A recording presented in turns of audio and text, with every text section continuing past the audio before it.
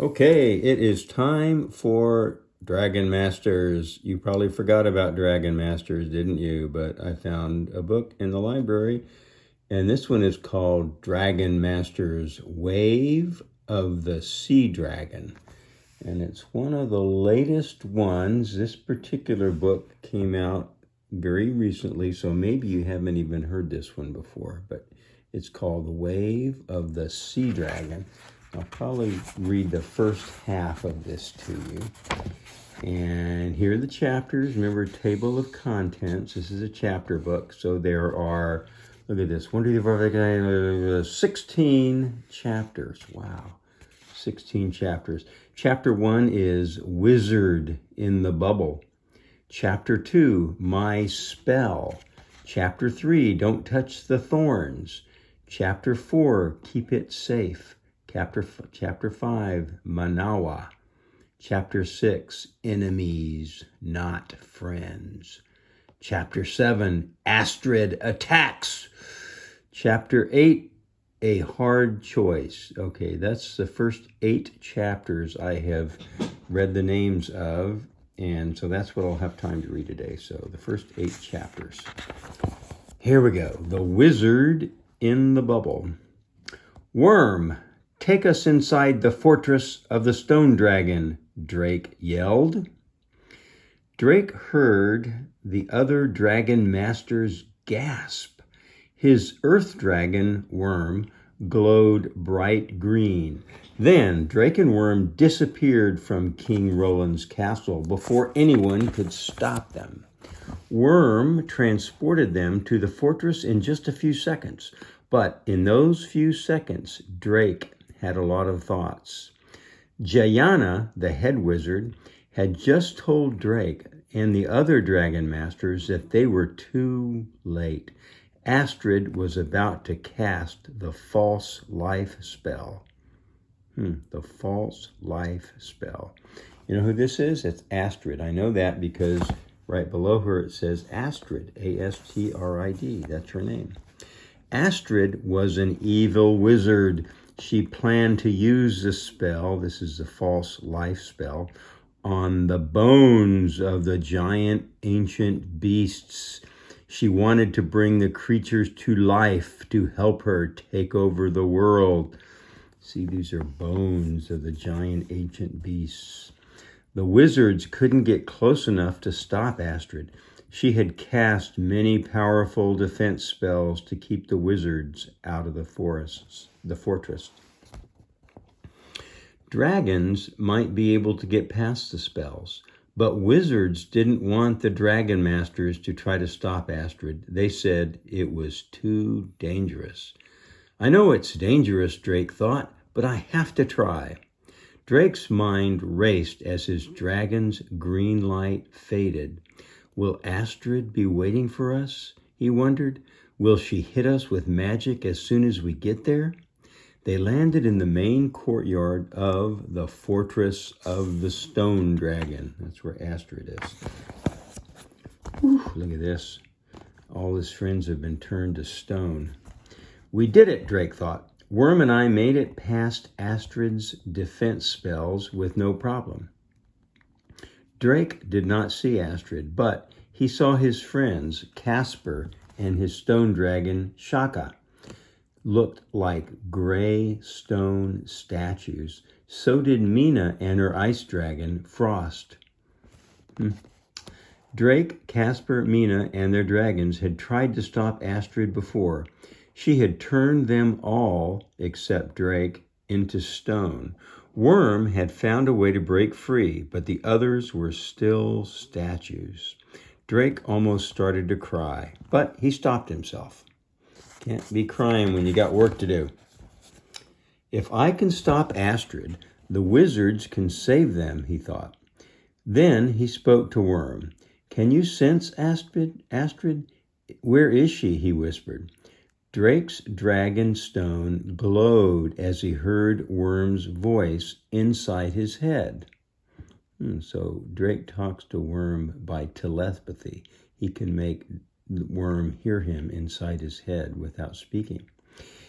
And Worm says, She is in the garden of the beasts. They slowly walked across the courtyard. The tall stone walls of the fortress rose high above them. Drake and Worm kept close to the walls so Astrid wouldn't see them coming. Drake tiptoed to the opening that led to the garden of the beasts. His heart beat quickly as he peered inside. Enormous bones were scattered across the sand. Astrid floated in the air inside a red bubble. This is supposed to be red. This book isn't in color. You can't see that. You have to imagine it. Her legs were crossed and her eyes were closed. She's doing yoga in there while she's working on her spell. The bubble hung in the air over a wide, flat rock. On top of the rock, Drake saw the spell ingredients: 1 mandrake root, a branch from a shadow bush, the tail feather of a ghost raven, a sprig of black mistletoe, and the tooth of a spirit bear. Okay, there are all the ingredients. You see them there. She cannot cast a spell without all 5 ingredients, Drake thought. So, if I can steal even one of them, I can stop her. Chapter 2, My Spell. Drake spoke to Worm inside his head so Astrid wouldn't hear. It looks like Astrid is in a trance. She must be starting to cast the spell. I'll sneak up and steal as many ingredients as I can, Drake said. Watch Astrid. Warn me if she opens her eyes. Be careful, Drake, Worm replied. Drake nodded. This is chapter 2 we're on now. He ran into the garden of the beasts. He dashed toward the flat stone. Astrid's bubble floated over his head.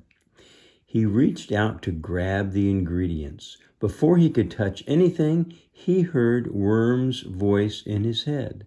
Drake, we've got to leave now. Drake grabbed what he could, the branch of thorns. Okay, so he grabbed the branch of thorns. That's what he could reach. Green light flashed as Worm transported into the garden of the beasts. Then Drake heard a shriek above him. My spell! He looked up to see the bubble pop, still floating in the air. Astrid pointed a finger at Drake. Sparks sizzled on her fingertip. You and your dragon will not get away from me again, she yelled. Want to bet? Chapter 3, Don't Touch the Thorns. Okay, so that's what he got. He got the branch of the black thorn bush. Is that right? Let's see. Back up. Yeah, he grabbed what he could. The branch of thorns. That was the ingredient that he was able to get. Drake dived and touched Worm's tail with his free hand. To Bracken, Worm, Drake yelled. Whoosh! Worm transported them away. Drake blinked. He and Worm were back in the underground training room in Bracken Castle. You shouldn't have gone to the fortress by yourself, Drake, scolded Griffith. The white-haired wizard trained Drake and all of King Roland's Dragonmasters. Astrid could have done something terrible to you, said Jayana. Okay, that must be Griffith, and that must be Jayana. Yeah, Worm looks a little chagrined there. He said, uh-oh, we're in trouble. But Drake, he just says, I had to try. Dragon Masters Rory, Anna, and Bo ran up to Drake. Eco, the dragon mage. Is that how you pronounce that? M-A-G-E. Eco, the dragon mage. I'm going to say mage. Followed them. Behind them stood the new Dragon Master, Opeli, with her lava dragon, Ka. Opeli. Okay, Opeli is the new Dragon Master with her lava dragon, Ka. Opeli's eyes were wide. Anna hugged Drake. So glad you're safe.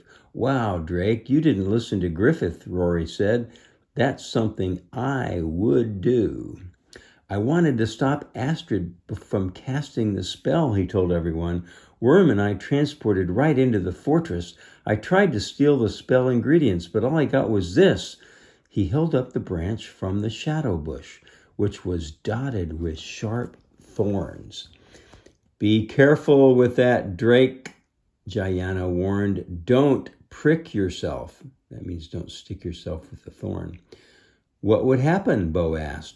If you prick yourself with a thorn, you become a shadow, she explained. That is why it's called a shadow bush. The thorn comes from a shadow bush. And unless you prick yourself a second time within the hour, Griffith added, you will stay a shadow forever. Just a shadow. I'll be careful, Drake promised. Can Astrid cast a spell without the branch? Griffith stroked his beard. No, she needs all 5 ingredients. Drake sighed with relief. Then I'm glad Worm and I went to the fortress, he said. Maybe it was wrong, but at least we stopped her. Can't she just get another branch? Eco asked. The branch must be taken on the night of a full moon, Jayana replied. That is more than 2 weeks away. That's good news, Drake said. 2 weeks give us plenty of time to find a sea dragon and a wind dragon. So he thinks he needs a sea dragon and a wind dragon. Anna had found a way to reverse the false life spell. The powers of 3 special dragons were needed to break the spell. Okay, so that's why they need a sea dragon and a wind dragon to break the spell if Astrid is able to create it once she gets a new thorn branch. Whew, boy, this is exciting. Drake and Anna had already found the first dragon, a lava dragon. Okay, so now they have the lava dragon, and they need a sea dragon and a wind dragon. Now, the Dragon Masters needed to find a sea dragon and a wind dragon. Think, Drake, Griffith said. Does Astrid know where you transported to? I don't think Drake began, but then he stopped. His mind replayed his escape from the fortress. To Bracken, Worm, he had yelled. I think she knows, Drake admitted. Griffith frowned. Then we must prepare, he said. Astrid will not wait that 2 weeks. She will come here soon looking for that. He pointed to the branch in Drake's hand. Chapter 4, Keep It Safe.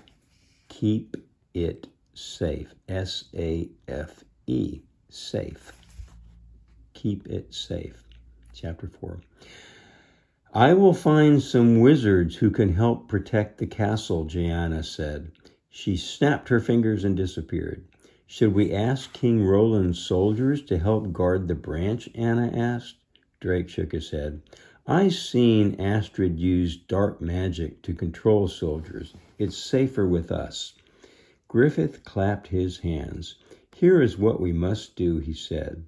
Bo has found a sea dragon on the island of Capua. Drake, you shall go to Capua to find the sea dragon. Bring the branch with you. Astrid will not look for you there. Makes sense. Griffith, I read one story about sea dragons and lava dragons. It said they all used to live on the islands of Noah, where Opeli is from, Bo said. I think Opeli and Ka should go on this mission. Maybe the sea dragon will be happy to see Ka. Okay, so Ka may help get the sea dragon. Opeli looked up at her orange lava dragon and nodded. Yes, Capua is far from our islands. It will be exciting to go there. Okay, that must be Opeli. And that's the lava dragon. Excellent plan, Griffith said. Bo, you and Shu shall go too. Anna and I will stay and protect the castle, Rory said. And we'll try to find out where the wind dragon is, Anna said. Bo ran off. I will get Shoo, he said. Griffith handed Drake a map. This is where you will find the sea dragon, he said. Drake showed the map to Worm. Got it, he asked. Worm nodded. Yes, okay. The map. There's the map. Now they know where the sea dragon is. Worm is going to transport everybody. Lots of friends are going. Opeli and Ka and Shu and Anna. No, not Anna. Bo. Okay. Drake tucked the map and the branch into his pocket. His hand brushed against his magic mirror. The mirror let him communicate with Griffith from far away. Okay. It's a magic mirror. Bo walked back into the training room with a blue dragon with shimmering scales. Drake, please ask Worm to transport you all right away, Griffith said. Return here with the sea dragon. This is our best chance to stop Astrid.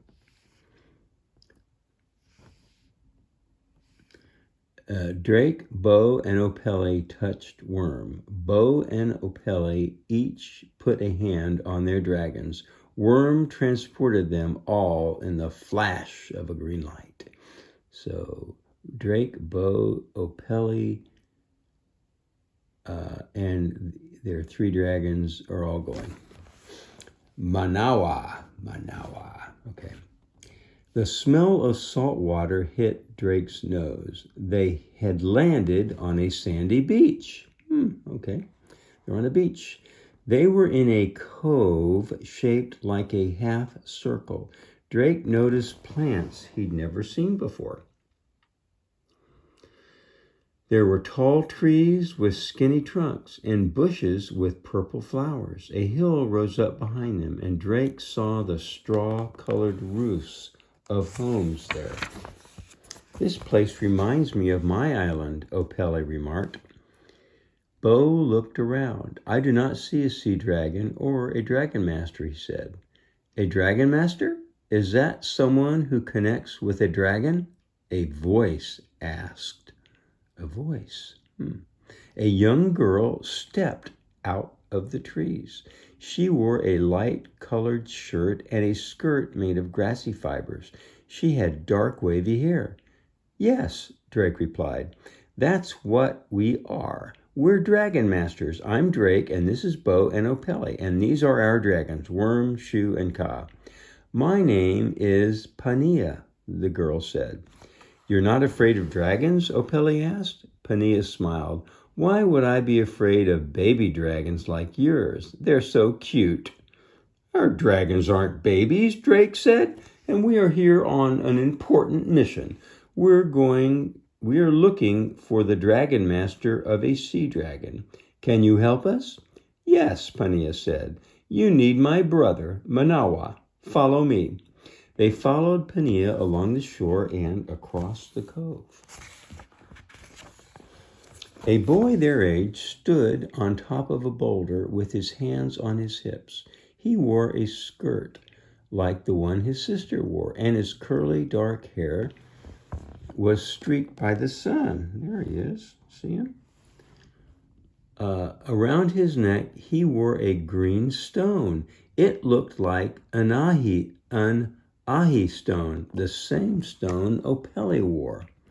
Brother, the girl called out. Meet Drake, Bo, and Opeli. See, each of them have the stones around their neck.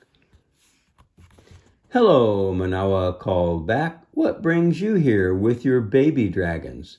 Why do you think our dragons are babies? Drake wondered. He wanted to ask, but there were more important things to do.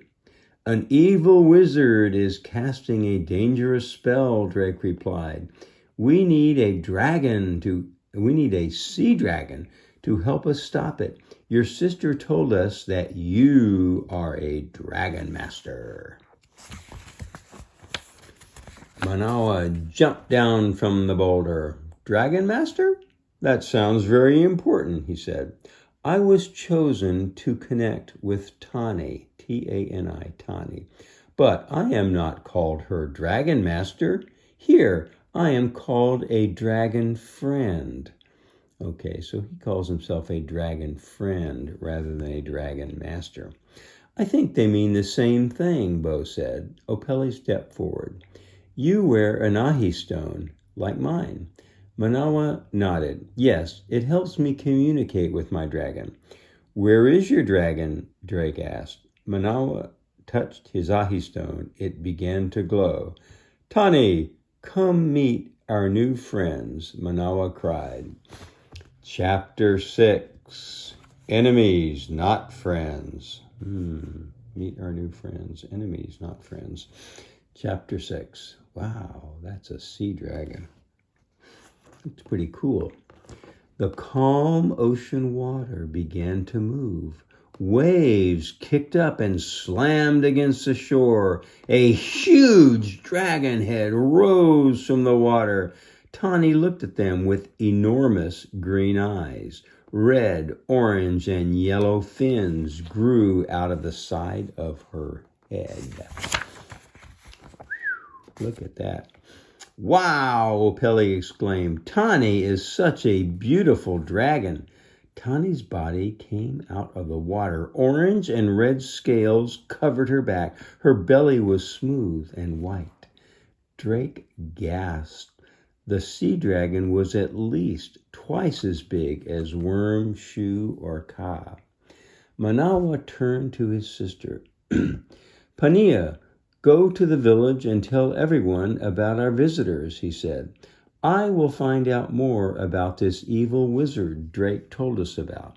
Yes, Manawa. Pania ran off. Manawa's ahi stone glowed. Tani would like to get a better look at your baby dragons, he said. He wants to get a better look at your baby dragons.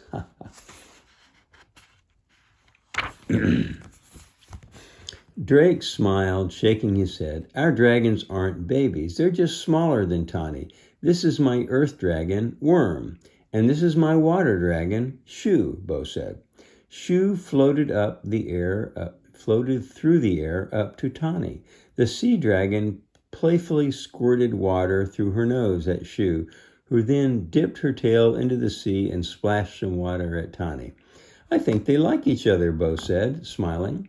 Then Opeli and Ka walked toward the water. This is my lava dragon, Ka. We come from an island too. Tani's huge tail began to thrash back and forth in the waves.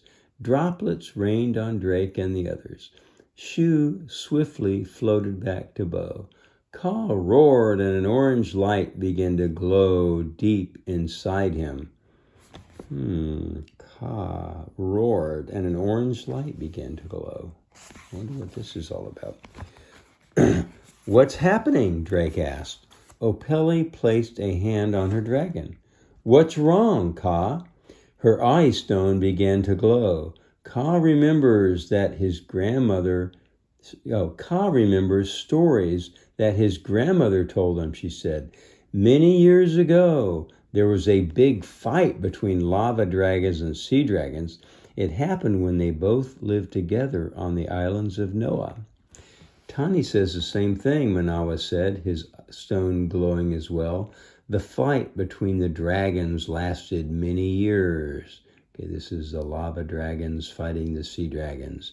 Finally, the sea dragons agreed to leave Noah. Today, they live in the oceans all over the world, but they have never forgiven the lava dragons for making them leave the islands of Noah. Uh-oh, Drake said. The last thing we need right now is a fight between dragons. So lava dragons and sea dragons are enemies. Opeli patted Ka's leg. That was a long time ago. Can you and Tani find peace here today? We need to help Drake. Ka's orange glow began to fade. That was a very nice way to calm him down, Bo said, and Opeli smiled. Manawa turned to Tani. You calm down too, Tani. We must hear what our visitors have to say. The sea dragon stopped thrashing. Manawa, we need your help, Drake said. Like I said before, an evil wizard named Astrid is trying to cast a dangerous spell. One of them is a sea dragon.